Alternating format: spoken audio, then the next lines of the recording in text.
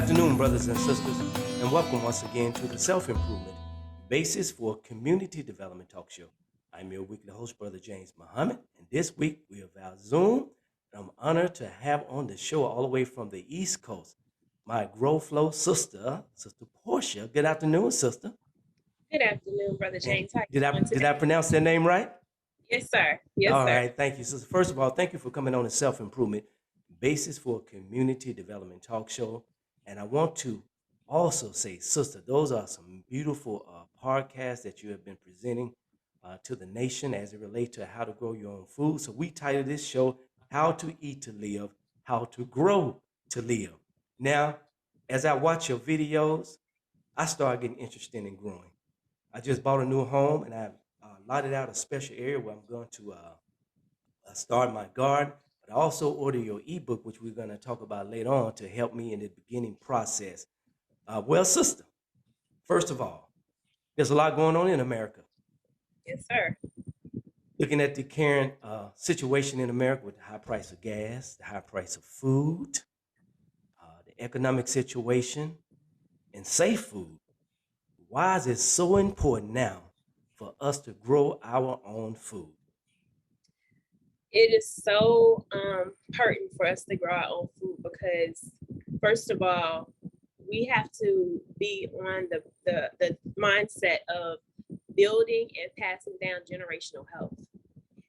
The Black and Brown community, our health, the rates of how we are dying and in these predicaments where we have these terminal illnesses, we are number one in all of the categories. And it's predominantly because of what we put in our mouths and our eating habits. So not only will, when we tap into learning how to grow our own food, not only will that help with our health, but it will also help our bills because the prices in the grocery stores are getting ridiculous. And so this will also help us save money. It's efficient and it's very cost efficient in getting us back on track to going back to what we used to do back in the day, our grandmothers and great grandmothers. All right. Now, sister, what was your inspiration? You know, you make it look so easy. Look like there's a lot of research involved in Growflo. So, what was your inspiration behind starting this program, Growflo? Well, I grew up seeing my grandmother. She had a beautiful garden in Georgia. She had a lot of fruit trees. She had a lot of, she had a greenhouse where she was growing a lot of food.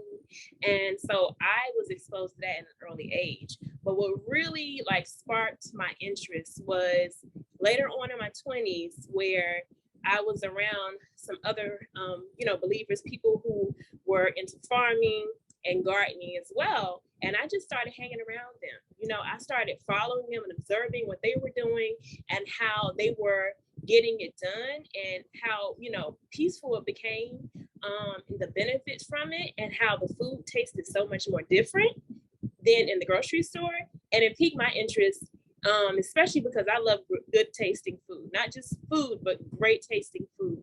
And the quality of the food that you get when you are actually putting your hands in the soil and growing it yourself is unmatched. So, all right. Now, sister, many people might say, well, I live in the inner city. I don't have time. But there are negative impacts for us not growing our food. What are some of those negative impacts for not growing our own food? well, like I said before, many of us in our community suffer from mental health. And surprisingly, getting back into tap with nature and getting back close to our creator and growing our own food has major benefits in our mental health. It's helped me personally. And then other negative impacts is, like I said, your health. Our health is so much affected by the types of foods that we put in our bodies. And our bodies are suffering because we are constantly feeding it things that it can't use. We eat not to just get, just to be full because we want to taste it. We should be eating for the nutrients and the minerals. But if we're constantly eating junk food, then you're not able to get any of those nutrients that help your body function on a regular basis. Okay, now you're married, sister. Yes. You have children. So your Yes. family benefits from your garden, right? Yes, sir. Yes, sir. I remember the Honorable Minister Louis Farrakhan stated that we are killing our family from our kitchen. But he also Right. said that our medicine cabinet starts in our kitchen with this book right here, How to Eat to Live, right? Yes, Now, sir. your garden is influenced by this book, right? Yes, sir. Absolutely. Everything that I grow, it comes from our dietary habits, our dietary law that we've been taught from the Most Honorable Elijah Muhammad. Absolutely. Okay, now I'm going to deviate from some of the questions I sent you now. Okay. More on a spiritual aspect. We can't live right and eat wrong. We can't eat wrong and live right. They have to go hand in hand, right? Right. Yes, So sir. the Honorable Elijah Muhammad brought us a diet called How to Eat to Live from God in person. Mm. So your garden can be a divine garden, right? Yes, sir. Yes, sir. Absolutely. Absolutely. Like I tell my students that you the energy that you put into the energy that you're carrying, first of all, what you have on your mind and what you're carrying is being transferred directly to your plants because your plants are energetic beings. They Mm. can feel that energy. So this is why they say plants love listening to music. They don't have ears, but because of that energy, especially if it's on a higher level like classical music, it can have some very beautiful benefits and great benefits for your plants. They say the same thing with playing classical music when you're pregnant. So it's the same process because we're all living things. Mm. We don't sometimes we forget that plants are actually living things. They may not have body parts like we do, but they are actually living and they are able to feel that energy and to benefit from the energy if you are walking and if you are functioning on a higher level, you're going to be able to transfer that to your plants. They say all the time, you just talking to your plants, you talking to them, me greeting them, I say assalamu alaikum. That's the Mm. highest form of language. And so they actually can once you get more in tune and you get used to the vibrational frequency that they give off, you can start feeling when you touch your plants, you can start feeling the type of energy that they're giving off. Are they happy? What do they need? Are they in need of something? Are they needing some type of food? Are they thirsty? Do they need water? You can start paying attention to that and getting more in tune with them once you get more in tune with yourself and feed yourself with that high energy.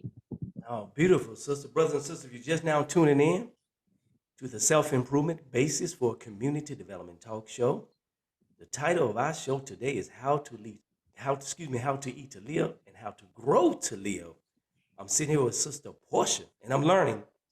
Yes, And sir. wow, because I remember living in Oakland, California. I was at a dinner, and my neighbors came over, and they was from Africa. He said, "Brother James, order your food is dead on your plate." And I'm like, "What are you talking about?" He said, everything's on your plate is dead. I said, "What do you Wow. mean?" He said, "You're not eating anything that is living, that is live, that can energize your body." Yes, So sir. what is the difference between dead food and living food? Well, we are taught, and unfortunately, in our communities, to cook everything down to its wilted and, and a mush.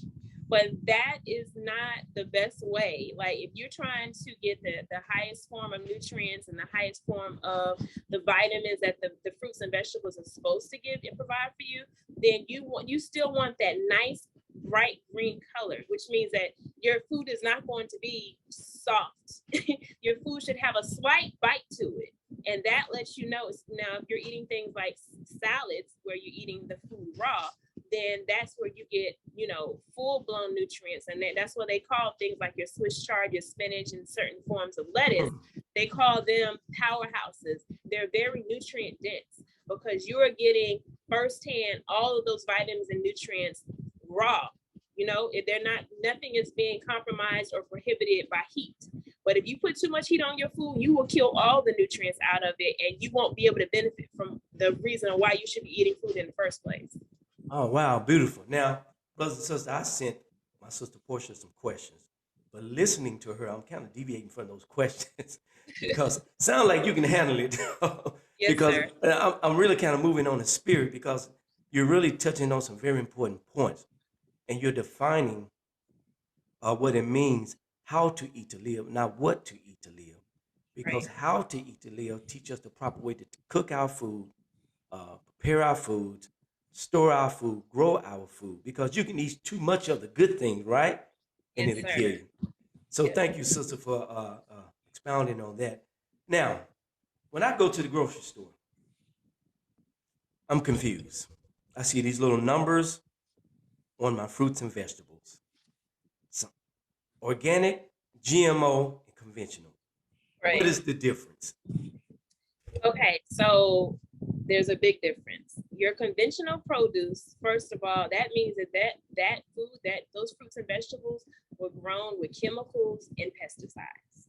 And you can tell artificial chemicals and pesticides, you can tell which ones were grown that way by there's a certain barcode on each one. Okay. And for the conventional grown, it's a 4-digit number starting with either 3 or 4. And the genetically modified produce, that produce was actually, the DNA was altered. So if you think about where you are, it's being denatured, it's no longer functioning in its natural state. So if you think about something like a tomato, and this is the example I give my students as well, a tomato is naturally a warm or hot weather crop. It's supposed to be only available in warmer temperatures, the summertime. But in our grocery stores, we get it all year round. The reason why is because they're either genetically modified or they are hybrid. And what that means with genetically modified, which means they literally have modified the genes in that tomato. So if you have something like a wild Alaskan salmon, and its natural habitat is in Alaska, which is very frigid, cold temperatures, is naturally able to thrive in those temperatures, but a tomato would not.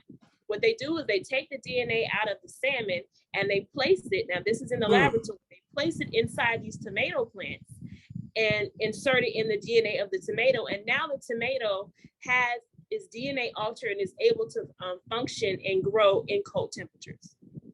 You can tell when something's genetically modified by a 5-digit code starting with the number 8. And that's going to be on the barcode of your produce. And then organic means that it has not, no pesticides or any chemical has been used to grow it. And it usually is either fertilized with some type of compost or natural manure in its natural form.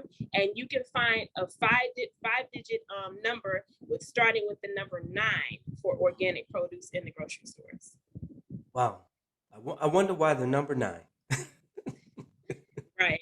Yes, sir.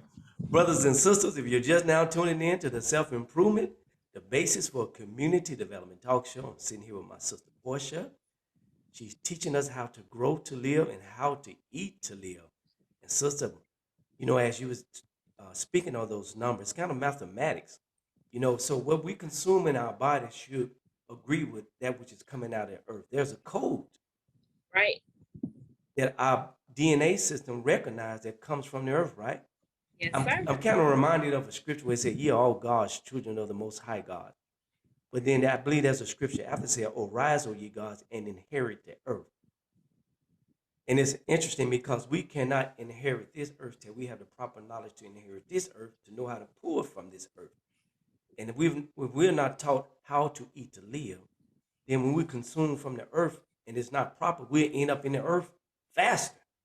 Right. But if we are taught by sisters like you how to grow our food, a better understanding on how to eat to live, then we can pull from the earth and it sustains us and gives us life and energy. Now, you also remind me of the Honorable Elijah Muhammad said, take this right here and put it in your fine language. Yes, sir. Because when you define that tomato and that salmon and the altering of it, it gives us a better understanding, because why always open up for understanding? Thank you so much, sister. Now, let's get to the nitty gritty. I just bought a home. I want to start gardening here in the inner city. Yes, sir. Can we garden in urban areas? And what are some of the benefits? Oh, yes, sir. Yes, sir. You can, let me tell you, a lot of people have this preconceived notion, or they have these mental barriers feeling like they don't have enough space, or if they do have a yard, they don't necessarily know how to transform it. But the reality of it is you can grow food in any type of space. You can grow food indoors if you don't have any space outside, and you can definitely grow outdoors. And you can be creative with it. A lot of times we have things sitting around our house or in our garage, in our basements that we're not even utilizing, that we would deem trash, and we can actually repurpose or reuse those things and grow food in it. A prime example would be an old dresser drawer. A lot of people just throw that away, put it in a dumpster, but you can actually drill holes in the drawers and create your own small makeshift raised bed. Anything that you, literally anything that you can think of. I've seen people that have grown food in the kiddie pools, the swimming pools, that we normally may just, throw to the side and let the leaves pile up and the twigs and everything. You can put soil in that after you drill your holes, and you can plant. So many people are doing it that way, planting in a children's pool. So definitely there's so many options. Now, of course, if you have the great amount of space, then you have, the options of either doing your raised beds or growing in the ground. But if you're limited in space, you can always grow in pots. They have fabric pots out now that in any size. And that's a great way to start. You don't have to start large. You don't have to feel like you need the most expensive equipment in order to grow food. You can grow food in small pots, depending on what you want to grow. You can even grow food starting in some milk jugs. You can grow a head of lettuce. There's so many options that, is out there that you may not even realize you can utilize, but you can grow food in a lot of different things. I know back a few years ago when I was just getting started with growing, because I've been growing for over a decade, I didn't have the help to get my raised beds built. So I decided to go to my mentor and figure out what I can do in the meantime, because I had the land, I just didn't have the manpower. So what I did was he told me to grow food in an industrial trash bag. So I did exactly that. You put your soil in it, you lay it flat horizontally, you put your holes in it, and you plant your plants. So there is no excuse, and there's so much research that you can find online now. There's so much information out there that can help you and give you, equip you with the information that you need in order to grow food. Oh, wow.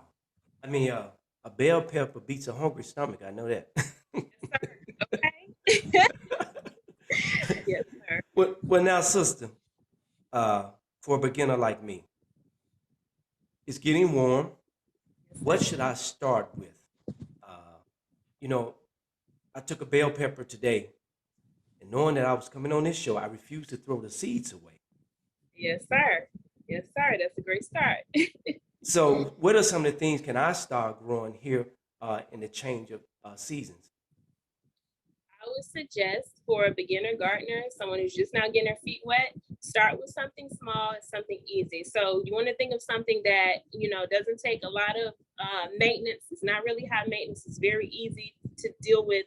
And it is easy to has a quick turnaround rate for you to be able to harvest it. So things like herbs, lettuce, tomatoes, green beans, all of those different things, Swiss chard, spinach, all the green leaves are very easy to grow, and they grow very fast. Radishes, you can harvest within like 4 to 6 weeks, depending on the variety that you use.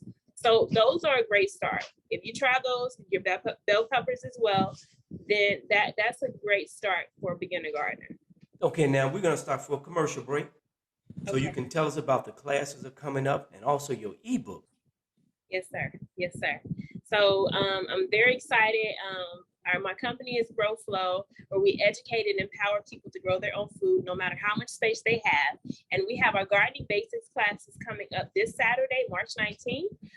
You can find me on the different social media platforms. I'm Growflo19 on TikTok, Instagram, and Facebook. And you can click the link in our bio in order to get to our classes, or you can visit www.growflo.biz. And then you can purchase your classes there, as well as my gardening basics workbooks. I have workbooks for the fall season, as well as the summer and spring season. And those workbooks are just great guides to help those of you who are beginning and you really don't know where to start, and you just need something tangible that you can look at while you're outside to guide you and give you step-by-step instructions. Okay, now the classes, give us that information one more time.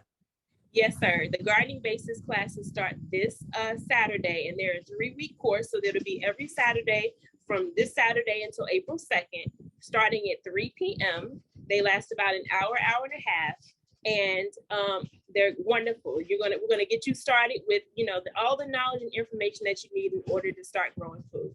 Okay, now, can we grow food year round, even in the winter months? Absolutely, absolutely. They have so many different options out here now. They have what they call tower gardens. You can do you can use grow lights, which I have some downstairs now. There's several different types and sizes of grow lights that you can use, from the size of what you can put on your nightstand all the way to the bigger ones that you can, like the shop lights that you can use, the long lights. So depending on how much space you have, you can get some grow lights, you can get a tower garden, and you can also get hydroponic systems. Hydroponic systems is where you don't have to use any soil. It's like a medium that is inside water. And the food is actually grown through that water medium. Now, I was about to ask you that question because I see these commercials where people grow different type of vegetable only using water, Yes, sir. and so that's what you're talking about, right? Yes, sir. Okay, now, do you lose any type of nutritional value when it's not in the soil and you're only using water? Well, they have the little pellets, so it's still a form of a medium, and that's Okay. thing that is good to know is that when you plant your seeds, they don't necessarily need soil. Matter of fact, don't use soil. I would strongly encourage you not to use soil because soil can be very expensive, especially now. Mhm. All you need is a certain type of medium. So you can germinate a seed with like a wet paper towel. You can germinate a seed in the cocoa core, which is coconut core, basically the shredding of coconut, and it's a lot more sustainable and a lot more affordable. But you can basically start a seed in any type, as long as it has a medium and some moisture. You can start a seed anyway. So the way that you grow food in hydroponic, you have that medium. It's a certain type of medium in the water, and it provides the nutrients that the plant needs in order to grow. So the plant still gets the nutrients that it will need to be able to provide you with the vitamins that you need in order to grow properly. Okay, now, so how long have you been in this process, and what effect have this process had on your overall health and the health of your family? I have been growing food for, like I said, over a decade. I have an educational background from over a decade as well, in science. But I've been growing food for a very long time. I was interested even before I started physically growing my own food. Like I said, I was still observing and gaining the information and the knowledge. And I can bear witness personally, because I have twins, Mhm. that it helped me to, because we're taught to like prepare our wombs even before we get pregnant. And I can bear witness with the food that I was consuming, the food that I was growing myself. It helped my body to be prepared to carry the twins, because I'm not a big sister. I have a small frame. Carried them full term, and they were big babies. They were actually past due. So I was able to, you know, take into consideration and utilize all of that information and apply it to myself, especially when I was growing two full human beings inside of me. Wow. Stay healthy my entire pregnancy. It helped me to, keep me in my right mind, and it allowed me to give birth to healthy babies. Praise be to Allah. Two So organic babies, huh? yeah, yes. So, no frequent visits to emergency room for earaches and temperature. Oh no, sir. Not No, temperature. never. No, sir. Okay, now, overall effect on your grocery bill. How much of your gardening plays a role in your grocery shopping? Because I know we go to the grocery store for certain things, but your Right. fruits and vegetables. Yes, sir. I mean, it plays a major role in how it definitely brings down our grocery bill, especially during like the spring and summer, where it really picks up, where you're able to grow a lot of things. In the wintertime, it kind of slows down, but it doesn't have to slow down if you have like hydroponic system or a tower garden inside. But like I want to show you, for instance, I'm growing, these are beet greens. So Ooh. I bought these organic beets from the store, and I actually cut the top off where the greens were, and they were down here, like they were short when I first cut the top off, and I just put this in water, and look how much I'm growing. It's just sitting in water. Mhm. Abyssinian water. So this is the type of stuff that I'm saying that it can help. It can really help with, filling in where needed, especially in the time we're living in with, all of this pandemic and famine and, prices rising, people losing jobs. There's no food, quality food that's available. It has definitely affected my family, my household in a positive way with bringing our grocery bill down, especially in the spring and summertime, where I'm able to not only grow that food, but I can the food, and I'm about to start continuing with my dehydration of my food so that I can have it preserved for the fall and winter months when you're not able to get those readily fruits and vegetables, such as like your mango and things like that that are normally available during those seasons. Okay, now you kind of went into something. I was going to ask you a question about growing your own food and your survival kit, Yes, sir. storing food away, because I know the mighty MGT have classes on how to store food and prepare it for the future. So Yes, a lot of your crops are going into your survival kit. yes, sir. Yes, sir. Because I preserve them. And there's certain ways to preserve your food. You can can them, like I mentioned before. You can dehydrate them. You can freeze dry them. And I mean, so there's so many options with making sure if you have an overabundance of food, then there's ways to keep it so that it has a longer shelf life, and you can have it available during, disaster survival times where you may not have any more food outside of your house. Okay, for another commercial break. Tell us how we can get in touch with you. Tell us about your classes and your ebook once again. Yes, sir. So you can find me on TikTok, Instagram, and Facebook at Growflo19. That's GROWFLO19. And you can also click the link in my bio in order to get my classes to purchase, the gardening basics classes that start this Saturday, March 19th at 3 p.m. Eastern. And you can also visit www.growflow.biz, and that is the website to go and purchase classes, as well as purchase the rest of my products, which are my workbooks, gardening basics workbooks, fall edition and the summer edition. And I'm about to launch another product. It's very, very exciting, so I want you to stay tuned for that as well. All right. Now, would you come back on the self improvement basis for community development talk show and talk about that? Also, all right. Now, seeds. I was in Home Depot the other day. Now they have a stand organic seeds. I Right. didn't want to trust organic seeds. There, I want to get more information about it. What do you say about seeds, and how should we purchase our seeds? One thing I will say is all seeds are not created equally. Okay. Understand that. The best seeds that you can purchase are heirloom and organic. And heirloom just means, well, organic means that it hasn't been sprayed with any type of pesticide or chemical exposed to it. And then heirloom means that it has the original DNA. Usually when you see the word heirloom on like produce or seeds, that's an old seed. The genetics come, like, they go way back. So if you think of like an heirloom that's in a family, like a piece of jewelry, those genes or that heirloom piece is passed down from generation to generation. So you're getting like the original type of species of plant, or the original variety of plant Okay. that's Right. so organic and heirloom. And there are some really nice companies that I personally use. Melanated Organic Seeds. She's actually a Black-owned seed company, and she provides organic, non-GMO heirloom seeds. And then I also use other companies such as Baker Creek and Muhammad Farms. Muhammad Farms with Dr. Ridgely, he also provides seeds for sale. All right. Well, sister, thank you for coming on the self improvement basis for community development talk show. You're Remember, welcome. anytime you have anything going on in the community that can benefit our people, you're welcome to come on the self improvement show and share with our people, because this is a universal knowledge. I'm in Memphis. You're in where? I'm in Maryland. You're in Maryland. Okay, beautiful city. I used to hang out in Silver Springs. Yes, So, but how to eat to live is universal. And, absolutely. and I live in the city of Memphis, where uh, it once was the most unhealthiest city in the nation.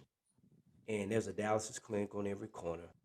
Uh, Everybody that we make calls on the fire department, high blood pressure, diabetes, and we know it's directly related to the diet. and how to eat to live. So, sister, thank you for coming on the Self-Improvement Basis for Community Development Talk Show. I've learned a lot, and I'm Yes, going to share this with the city of Memphis. You have anything else to say before you close out, my sister? I just want to thank you for having me on the show, and just let the listening audience know that let's get started growing. It's no time like right now, and this is something that we can pass down from generation to generation. All right, thank you, my sister. Until next week, peace be unto you.